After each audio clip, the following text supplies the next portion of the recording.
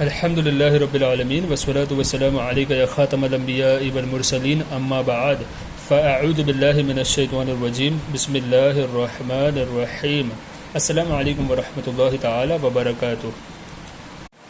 آج جو ہے ہم لوگ آیت نمبر 5 سے آیت نمبر 16 تک سورہ بقرہ کی آیتوں کی ترجمہ کنز الایمان اور تفسیر خزائن العرفان کا درس انشاءاللہ تعالی پڑھیں گے، اور اللہ تعالیٰ کی رضا کے لیے علم حاصل کرنے اور سکھانے کی انشاءاللہ نیت کے ساتھ ہم اس کا آغاز کرتے ہیں۔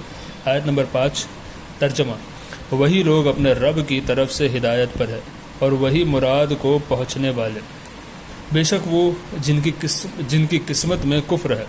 اولیاء اللہ کے بعد اعداء کا ذکر فرمانا، یعنی اولیاء کے بعد دشمنوں کا ذکر فرمانا حکمت ہدایت ہے کہ اس مقابلے سے ہر ایک کو اپنے کردار کی حقیقت اور اس کے نتائج پر نظر ہو جائے۔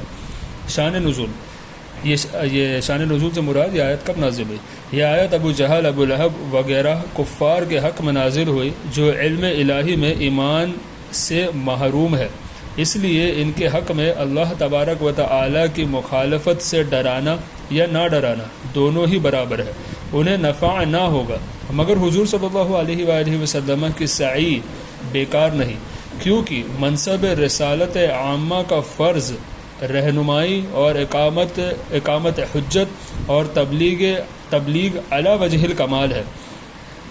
مسئلہ: اگر قوم پند پذیر نہ ہو، یعنی اگر قوم ہدایت نہ پائے، تب بھی ہادی یعنی ہدایت دینے والا، ہادی کو ہدایت دینے کا ثواب ملے گا۔ اس آیت میں حضور نبی اکرم صلی اللہ تعالی علیہ وآلہ وسلم کی تسکین خاطر ہے کہ کفار کے ایمان نہ لانے سے آپ صلی اللہ علیہ وآلہ وسلم مغموم نہ ہو۔ آپ صلی اللہ علیہ وآلہ وسلم کی سعی تبلیغ کامل ہے، یعنی ان کی تبلیغ پرفیکٹ ہے، اس کا اور اس کا اجر ملے گا۔ محروم تو یہ بد نصیب ہے جنہوں نے آپ صلی اللہ علیہ وآلہ وسلم کی اطاعت نہ کی۔ کفر کا مطلب جو ہے اللہ تبارک و تعالی کے وجود یا اس کی وحدانیت یا کسی نبی علیہ السلام کی نبوت یا ضروریات دین سے کسی امر کا انکار، یا کوئی ایسا فعل یعنی کوئی ایسا کام جو عند الشرع یعنی شریعت میں، ایسا کوئی کام جو شریعت میں انکار کی دلیل ہو، ٹھیک ہے، شریعت کی کسی ایسے احکام کے انکار کی دلیل ہو، وہ کفر ہے۔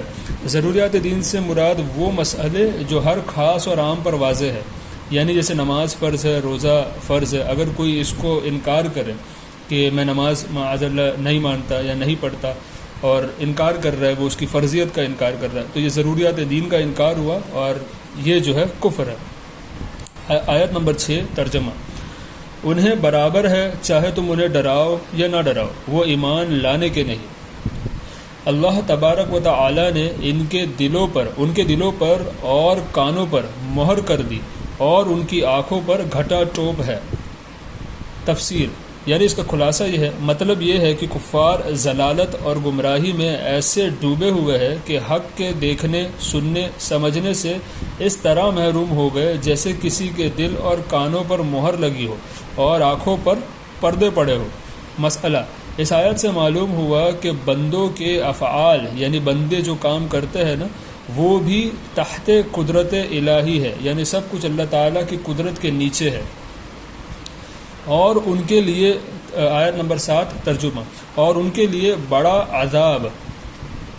اور کچھ لوگ کہتے ہیں۔ تفسیر: اس سے معلوم ہوا کہ ہدایت کی راہیں ان کے لیے اول ہی سے بند نہ تھی، یعنی پہلے سے ایسا نہیں تھا کہ ان لوگوں نے ان کے اوپر راہ ہدایت بند تھی کہ جائے ادھر ہوتی، بلکہ ان کے کفر اور عناد اور سرکشی اور بے دینی اور مخالفت حق اور عداوت انبیاء علیہ السلام کا یہ انجام ہے۔ جیسے کوئی شخص طبیب کی مخالفت کرے اور زہر قاتل کھا لے، یعنی کوئی ڈاکٹر کی مخالفت کرے اور اس سے مخالفت کرنے میں زہر کھا لے اور اس کے لیے دوا سے انتفاع کی صورت نہ رہے، تو خود ہی مستحق ملامت ہے، یعنی اب اس نے خود زہر کھایا ہے، اب وہ دوا اس کو فائدہ پہنچائے گی نہیں، تو یہ خود جو ہے انسان مستحق ملامت ہے، یہ اپنے آپ کو ملامت کرے، یعنی اپنے آپ پہ پچھتاوا کرے کہ یہی غلط ہے۔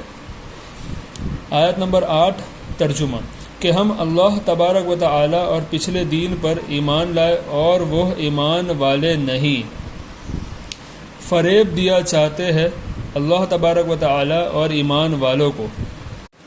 تفسیر شان نزول، یہاں سے 13 آیتیں، یعنی آیت نمبر 8 کے بعد سے یہاں سے 13 آیتیں منافقین کی شان میں نازل ہوئی جو باطن میں کافر تھے اور اپنے آپ کو مسلمان ظاہر کرتے تھے۔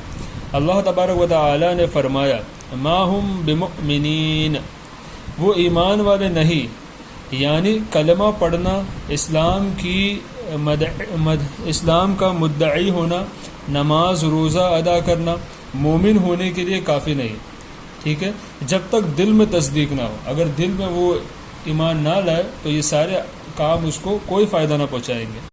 مسئلہ، اس سے معلوم ہوا کہ جتنے فرقے ایمان کا دعویٰ کرتے ہیں اور کفر کا اعتقاد رکھتے ہیں، سب کا یہی حکم ہے کہ کافر خارج از اسلام ہے۔ شرع میں ایسوں کو منافق کہتے ہیں۔ ان کا ضرر کھلے کافروں سے زیادہ ہے۔ من الناس فرمانے میں لطیف رمز یہ ہے، یعنی اس کے پیچھے نقطہ یہ ہے کہ یہ گروہ جو ہے منافقین کا گروہ بہتر صفات اور انسانی کمالات سے ایسا عاری ہے، یعنی ایسا عاری ہے کہ اس کا ذکر کسی وصف و خوبی کے ساتھ نہیں کیا جاتا۔ یوں کہا جاتا ہے کہ وہ بھی آدمی ہیں۔ عاری مطلب دور، یعنی یہ تمام خوبیوں سے کمالات سے دور ہے یہ گروہ جو ہے منافقین کا۔ مسئلہ، اس سے معلوم ہوا کہ کسی کو بشر کہنے میں اس کے فضائل و کمالات کے انکار کا پہلو نکلتا ہے۔ اس لیے قرآن پاک میں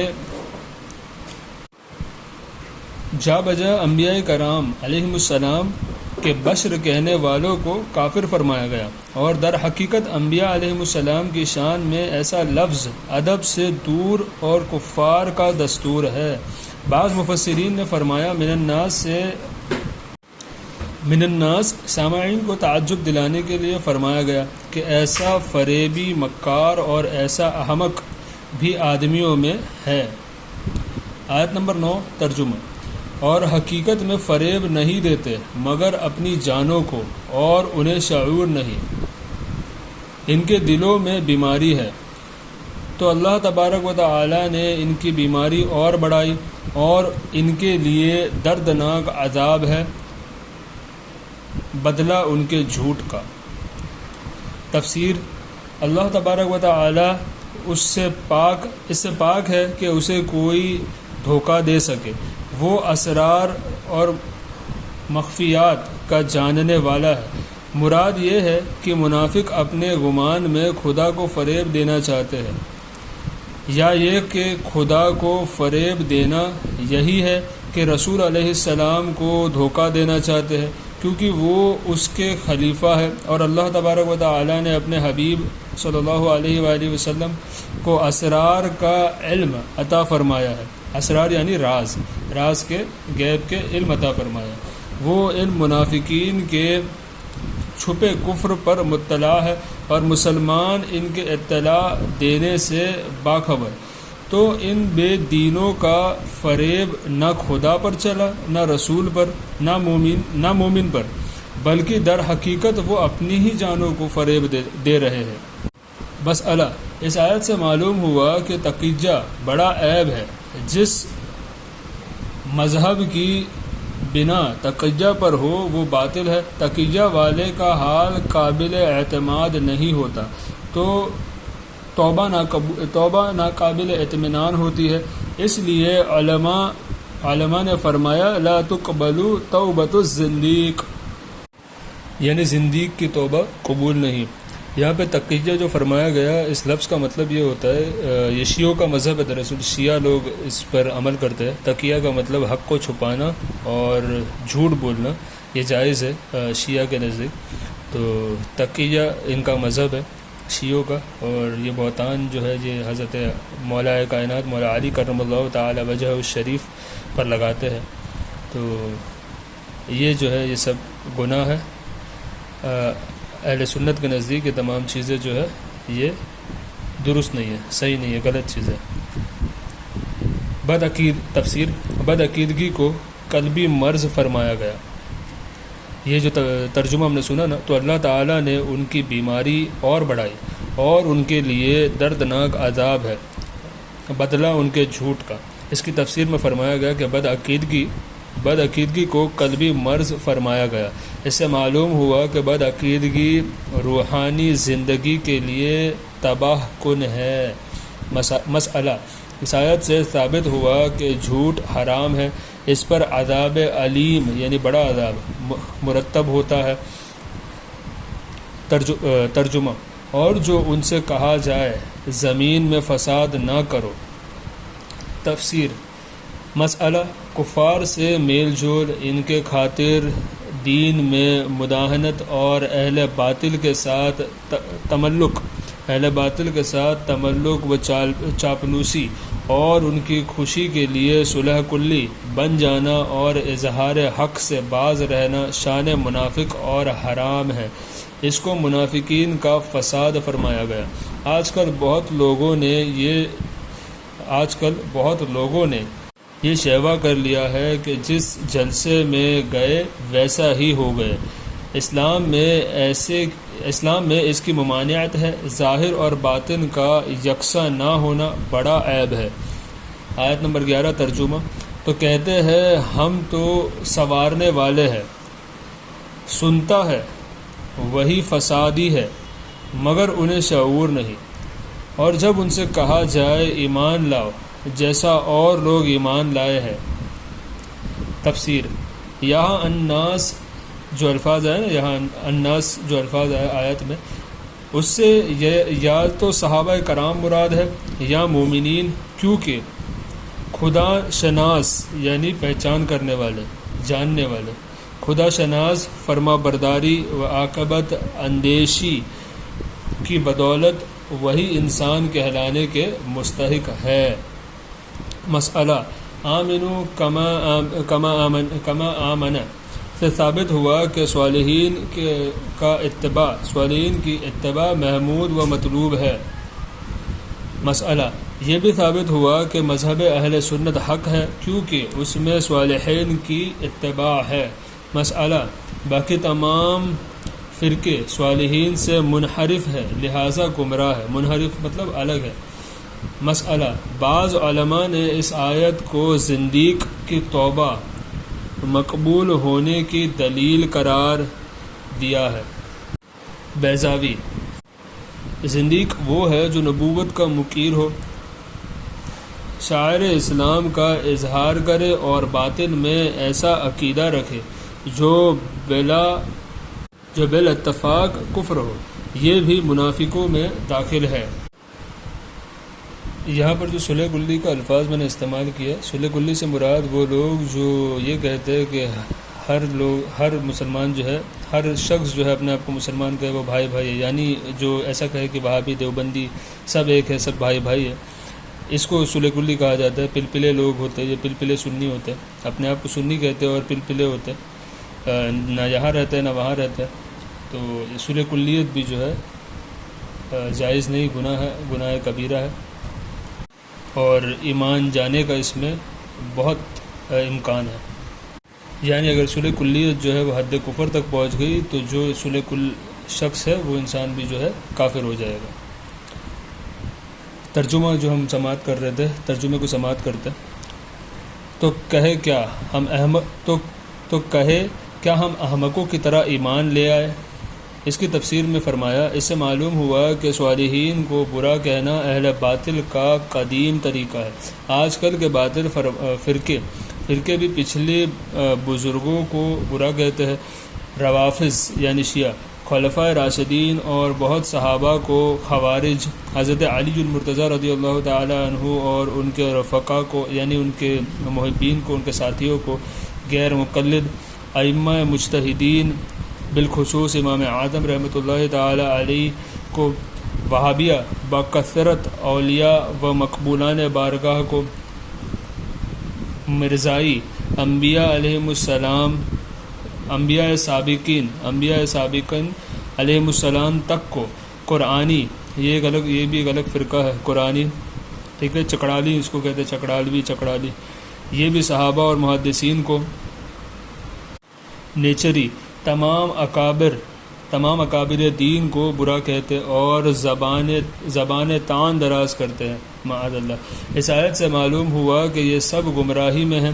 اس میں دیندار اور علماء کے لیے تسلی ہے کہ وہ گمراہوں کی بد زبانیوں سے بہت رنجیدہ نہ ہو، سمجھ لے کہ یہ اہل باطل کا قدیم دستور ہے۔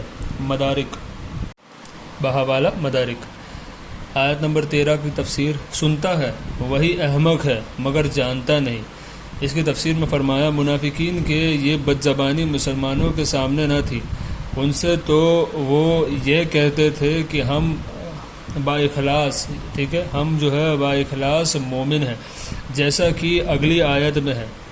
یہ تبرہ بازیہ یعنی گالی گلوچ کرنا اور دوسری زبان دراز کرنا اپنی خاص مجلسوں میں کرتے تھے۔ اللہ تبارک و تعالی نے ان کا پردہ فاش کر دیا۔ بہاوالہ خازن، اس طرح آج کل کے گمراہ فرقے مسلمانوں سے اپنے خیالات فاسدہ کو چھپاتے ہیں، مگر اللہ تبارک و تعالی ان کی کتابوں اور تحریروں سے ان کے رازوں کو فاش کر دیتا ہے۔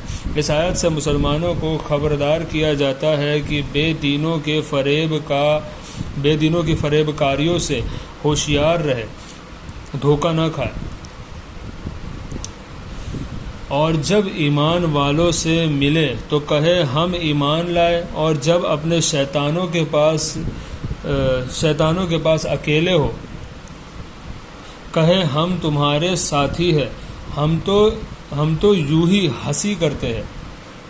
اس کی تفسیر میں فرمایا یہاں شیطان سے کفار کے وہ سردار مراد ہے جو اغوا میں مصروف رہتے ہیں۔ بہاوالہ خازن اور بیضاوی، یہ منافق جب ان سے ملتے ہیں تو کہتے ہیں ہم تمہارے ساتھی ہیں، اور جب مسلمانوں سے ملتے ہیں محض براہ فریب۔ یہ منافق جب ان سے ملتے ہیں یعنی ان شیطانوں سے جب ملتے ہیں تو کہتے ہیں کہ ہم تمہارے ساتھی ہیں، اور مسلمانوں سے ملنا محض براہ فریب اور استہزاء ہے، یعنی ہنسی کھلی اڑانے کے لیے۔ استہزاء اس لیے ہے کہ ان کے راز معلوم ہو اور ان میں فساد انگیزی کے مواقع ملے۔ بہاوالہ خازن، یعنی مسلمانوں کے ساتھ اس لیے رہتے تاکہ مسلمانوں کا راز پتہ چلے اور مسلمانوں میں پھر وہ لوگ جو ہے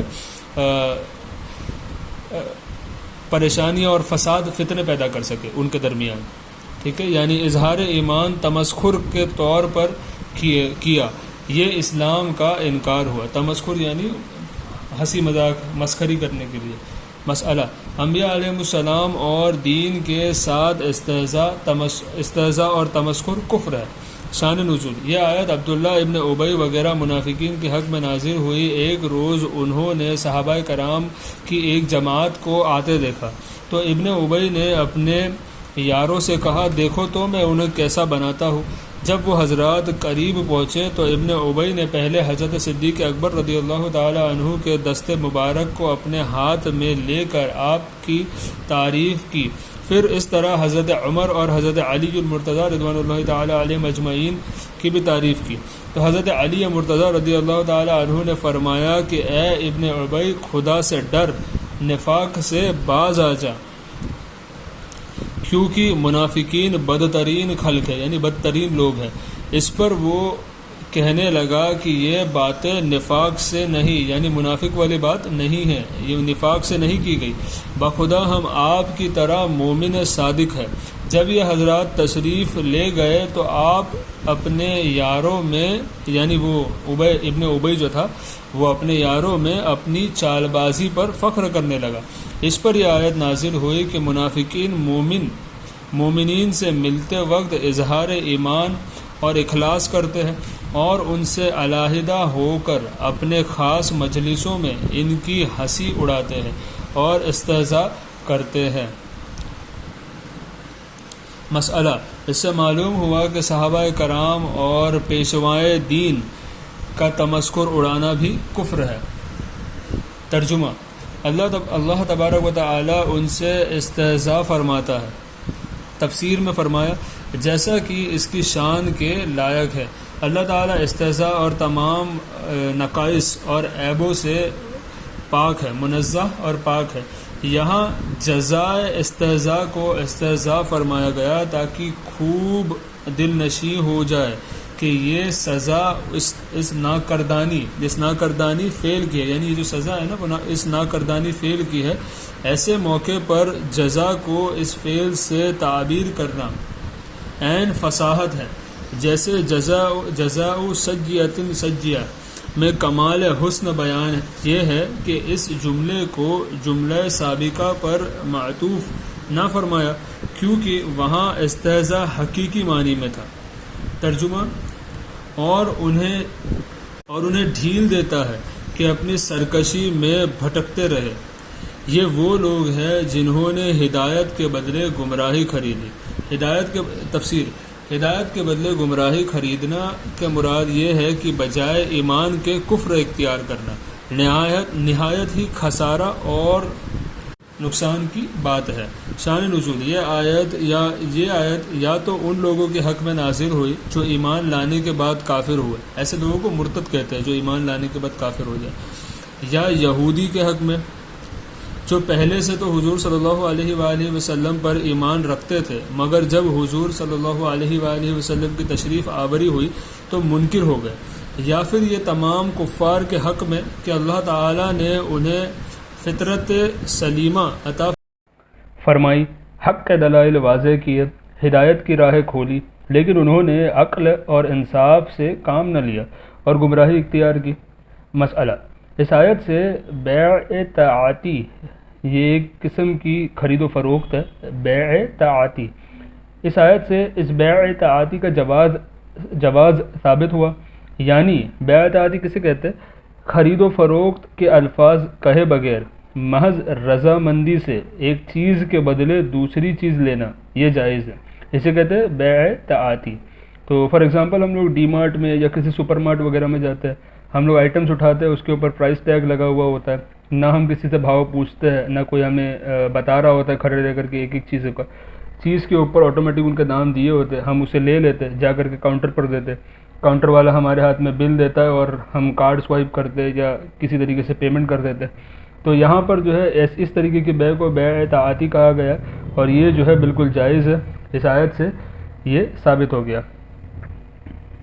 اس کے بارے میں جو ہے انشاءاللہ تعالی بہار شریعت کا جو درس ہم لوگ سن رہے ہیں نا، الگ سے سیریز جو چالو ہے، اس کے اندر انشاءاللہ تعالی اس کے تفسیرات پہ مزید گفتگو کریں گے۔ آج کے لیے جو ہے درس یہیں پر مکمل ہوا۔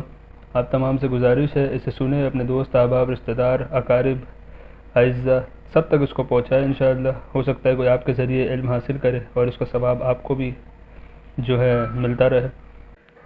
کوئی بھی سوال آپ کے ذہن میں ہو، کوئی چیز سمجھنے میں ڈیفیکلٹی آئی ہو تو کمنٹ سیکشن میں آپ اپنے سوال کو پوسٹ کر سکتے ہیں، انشاءاللہ تعالی اس کا جواب جو ہے دیا جائے گا۔